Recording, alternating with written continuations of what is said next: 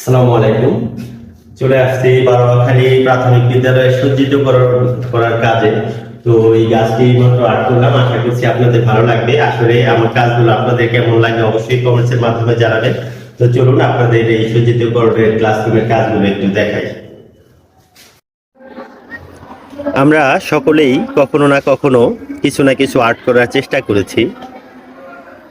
Art করতে সবারই কম বেশি ভালো লাগে। তো আমার আর্টগুলো কেমন লেগেছে অবশ্যই জানাবেন। আপনাদের দোয়ায় ভবিষ্যতে আরও ভালো আর্ট করার চেষ্টা করব।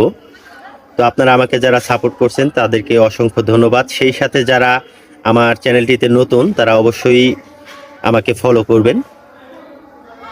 আমাকে ফলো করলে নিয়মিত এই ধরনের আর্টের ভিডিও পাবেন ইনশাল্লাহ। সেই সাথে আপনারা যারা আপনাদের বাসায় বা আপনাদের গ্রামের বিদ্যালয়গুলোতে এই ধরনের আর্টের কাজ করাতে